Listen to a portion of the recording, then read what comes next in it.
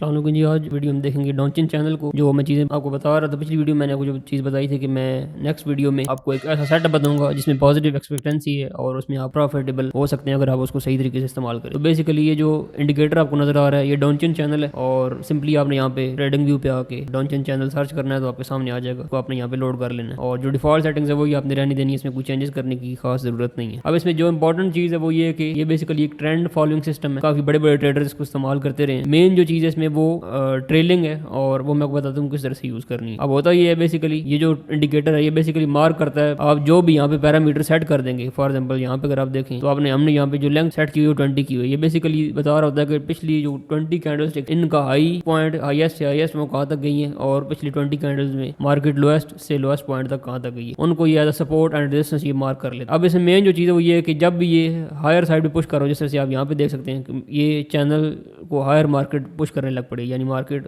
नए highs create करने लग पड़ी। तो सिंपली जो एक नॉर्मली ट्रेडर इसको यूज करते हैं वो ये करते हैं कि सिंपली यहाँ पे वो बाय कर लेंगे एंड देन वो इसको होल्ड रखेंगे अनटिल जब तक ये मार्केट रिवर्स होके इसको दोबारा से लोअर साइड पे पुश नहीं करती, यानी जो नीचे वाला इसका चैनल है उसको पुश नहीं करती। अब यहाँ पे आप देख सकते हैं अगर आपने सिंपली यहाँ पे बाय किया होता और आप इस ट्रेड को होल्ड कर लेते, ये 4 आवर्स का चार्ट है, इसको इसी तरह से जाने देते। ये गोल्ड का चार्ट है और आप देख सकते हैं जो फर्स्ट पुश आया है लोअर साइड पे वो यहाँ पे आया है। तो ये इतनी लंबी ट्रेड आप यहाँ पे होल्ड कर सकते थे और जब आपका स्टॉप लॉस होगा जैसे अगर आप यहाँ पे बाय कर रहे हैं तो जो लोअर साइड वाला चैनल है, जो लोअर साइड है इसकी इस पूरे इंडिकेटर की, उसके नीचे आपने एसएल दे देना। तो यहाँ पे आप सिंपली काउंट कर लेंगे कि कितना मेरा एसएल बनता है। यहाँ पे ऑलमोस्ट $44 का एसएल है, यानी 440 पे। ये 4 आवर्स पे आप लोअर टाइम फ्रेम पे जाएंगे, आपको स्टॉप लॉसेज जो है ऑटोमेटिकली छोटे हो जाएंगे। 1 आवर पे या 15 मिनट पे अगर आप इसको ट्रेड करते हैं उस पर भी ये इसी तरह से ट्रेड हो सकता है। तो आपकी जो स्टॉप लॉसेज ऑटोमेटिकली छोटे हो जाएंगे। अब इसमें एक ट्विस्ट है जो मैं चीजें इसमें थोड़ी बहुत चेंज करता हूँ, वो ये करता हूँ कि एक तो आप इसमें मूविंग एवरेज ऐड कर, यानी इसको मजीद बेहतर बनाने के लिए, यानी आप बाय की जो उसकी ट्रेड फॉर एग्जांपल यहाँ पे आपको बाय की ट्रेड मिली, आप बाय की ट्रेड सिंपली उस वक्त लेंगे जब मूविंग एवरेज से मार्केट ऊपर। आप यहाँ पे सिंपली 200 की मूविंग एवरेज ऐड कर लें और जब भी मार्केट उससे ऊपर हो तो आपने बाय की ट्रेड लेनी है। अगर ये बाय का सिग्नल दे रहा है तो बाय का सिग्नल क्या है कि मार्केट इसको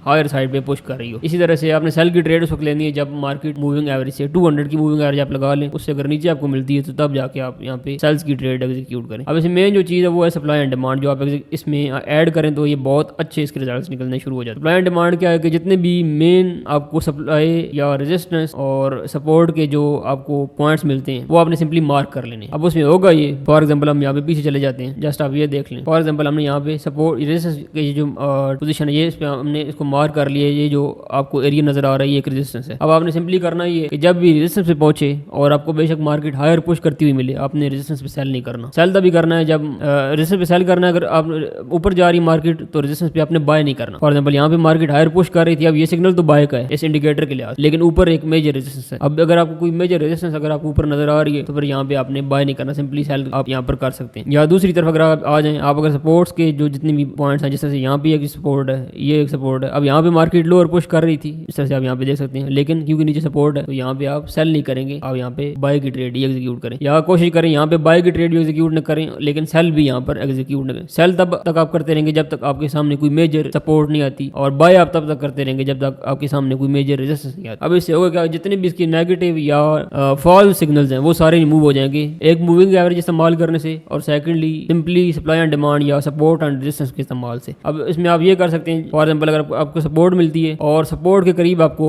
बाय का सिग्नल भी मिल जाता है, यानी फॉर एग्जांपल आप देखें यहाँ पर आप देख सकते हैं एक शॉर्ट टर्म सपोर्ट थी, यहाँ पे मार्केट बाउंस हुई है, यहाँ पे मार्केट बाउंस हुई है। अगर आप दोबारा मार्केट यहाँ पे आती है और इस लेवल को पुश लोअर नहीं करती, यानी अगर आपको किसी डिमांड जोन में मार्केट मिलती है या सपोर्ट जोन पे मिलती है और सपोर्ट जोन के करीब आके मार्केट लोअर पुश नहीं कर रही होती, मार्केट वहाँ पे खड़ी हो जाती है। इस तरह से यहाँ पे आप देख सकते हैं यहाँ पे मार्केट इस एरिया को अगर आप सपोर्ट जोन या डिमांड जोन मार्क करें, ये जो आपको जोन नजर आ रहा है, तो आप इसके करीब बाय कर सकते हैं। इसी तरह से अगर आपको कोई यहाँ पे सप्लाई जोन मिलता है, जिस तरह से ये एक सप्लाई जोन था, मार्केट लोअर पुश किया मार्केट ने, आप वेट करें इस सप्लाई जोन तक आने दें। इस तरह से आपकी ट्रेड मजीद रिफाइन हो सकती हैं simply supply and demand zone के ऐड करने से। लेकिन ये अगर अपना भी करना चाहें ये थोड़ा कॉम्प्लिकेटेड हो जाता है नए लोगों के लिए। आप सिंपली क्या कर सकते हैं, इस इंडिकेटर को अपने चार्ट पर लगाएं, प्लस क्या करें आप इसमें मूविंग एवरेज ऐड कर लें, 200 की मूविंग एवरेज ऐड करें। जब भी हायर पुश कर रहा हो आप बाय करें, स्टॉप लॉस आपने इस चैनल के नीचे देना है। जब ये लोअर पुश कर रहा हो और मूविंग एवरेज से ये नीचे हो तब आप सेल की ट्रेड एग्जीक्यूट कर सकते हैं और इसी तरह से आपने जो अपना स्टॉप लॉस है वो ऊपर दे देना। अब अब इसमें जो मेन चीज़ है, आपने 1:2 या 1:3 फिक्स रेशो इसको टारगेट नहीं करना, जो सबसे मेन और इंपॉर्टेंट चीज़ है इसमें। आपने कोशिश करना है कि जब तक ट्रेल हो सकता है एसएल आपका, आपने ट्रेल करते रहना। यानी जिस तरह से यहाँ पे मैंने बताया कि बाइंग की अपॉर्चुनिटी है, आपने बाय कर लिया तो ये ऊपर जाती रही है मार्केट। मेन जो आपका रिजल्ट निकलेगा वो होल्डिंग से निकलेगा। यानी अगर आप एक ट्रेड एग्जीक्यूट करते हैं और मार्केट आपकी फेवर में जाने लग पड़ती है तो आपने उस वक्त तक ट्रेड को क्लोज नहीं करना जब तक जो लोअर साइड है चैनल की वो पुश नहीं हो। अब इससे आपका ट्रेल होता रहेगा स्टॉप लॉस, और आप इसमें जो विन रेट निकलेगा आपका वो बहुत हायर नहीं निकलेगा, वो 30%, 25%, 40% इसके अराउंड अबाउट रहेगा। मोस्टली अराउंड 30 to 35% रहेगा, जो मेरा एक्सपीरियंस है। लेकिन होगा ये ट्रेलिंग की वजह से जो आपकी विनिंग ट्रेड्स होगी वो बहुत बड़ी होंगी, लेकिन जो आपकी लूजिंग ट्रेड्स होंगी वो बहुत छोटी होंगी। अब इसमें अगर आप सप्लाई एंड डिमांड थोड़ा बहुत सीख लें, सपोर्ट रेजिस्टेंस थोड़ा बहुत सीख लें, तो वो आपके लिए बहुत ज़्यादा आसानी हो सकती है। तो आप कर क्या सकते हैं, इसमें एक चीज़ और कर सकते हैं कि अगर हायर मार्केट पुश कर रही है चैनल को तो आप हायर जाते हुए बाय ना करें। हायर पुश कर रही हो, आप किसी भी नियर डिमांड जोन को मार्क कर लें, उस तक आए तो आप बाय करें, वैसे बाय ना करें। फॉर एग्जांपल यहाँ पे मार्केट हायर पुश कर रही थी, ये करीब वाला डिमांड जोन था, ठीक है, आपने इसको मार्क कर लिया इस एरिया को, और आप क्या कहते हैं कि बेशक मार्केट हायर पुश करती रहे लेकिन इस डिमांड जोन तक आएगी तो मैं बाय करूंगा। तो आप यहाँ पे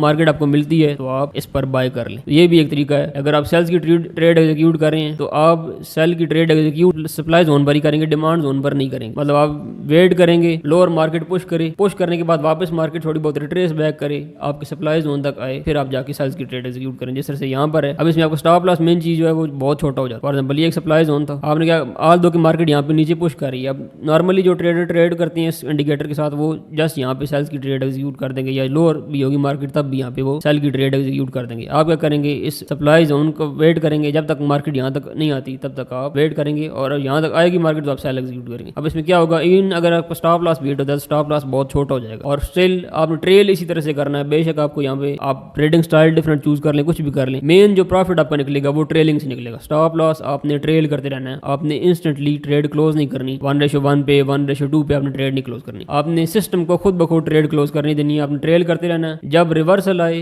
मार्केट अपोजिट डायरेक्शन में पुश करे आपकी ट्रेड की अपोजिट डायरेक्शन में, तब जाके आपने ट्रेड क्लोज करनी है, उसके अलावा आपने ट्रेड क्लोज नहीं करनी। That's it. ये सारा तरीका था डॉनचिन चैनल को इस्तेमाल करने का। इसमें अगेन विन रेट बहुत हाई नहीं निकलेगा क्योंकि आप ट्रेल कर रहे हैं, आप लंबी ट्रेड्स को होल्ड कर रहे हैं। विन रेट ऑलमोस्ट 30-35% ही निकलेगा, लेकिन लॉन्गर रन में होगा ये कि आपकी जो ट्रेड्स होंगी प्रॉफिटेबल ट्रेड्स वो बहुत बड़ी होंगी, और लॉसेस की ट्रेड्स अगेन अगर आप फिक्स रिस्क इस्तेमाल कर रहे हैं, जो मैं पहले भी चीजें बताता रहूं, परसेंटेज आपकी सेम रहे हर ट्रेड पे, तो लॉन्गर रन में इसमें प्रॉफिटेबल होने के चांसेस काफी ज्यादा हैं। और ये चीज आपको फंडेड अकाउंट्स और इस तरह की जो चीजें उनमें तो ये बहुत ज्यादा आपको फायदा दे सकती है, उनको पॉज करने में काफी हद तक मदद दे सकती है। इवन अगर आप लॉन्गर रन में इसके साथ प्रॉफिटेबल नहीं भी होगा, इवन अगर आप ब्रेक इवन की स्टेज में भी हैं, आप 10 अकाउंट्स अगर फंडेड बाय करते हैं तो चांसेस है कि एटलीस्ट उसमें आप 3-4 पास कर लेंगे और इजीली उसमें से कुछ ना कुछ प्रॉफिट्स भी आप जनरेट कर लेंगे। प्रॉफ फर्म्स का यही फायदा है कि उनमें अगर आप वैसे प्रॉफिटेबल नहीं है, कंसिस्टेंटली आप प्रॉफिट नहीं भी बना रहे, शॉर्ट टर्म में अगर आप प्रॉफिट्स बनाए तो आपको कुछ ना कुछ उसका रिजल्ट मिल जाए, तो उस तरीके से भी आप इसको इस्तेमाल कर सकते हैं। That's it. ये सारी वीडियो थी, मिलते हैं नेक्स्ट वीडियो में।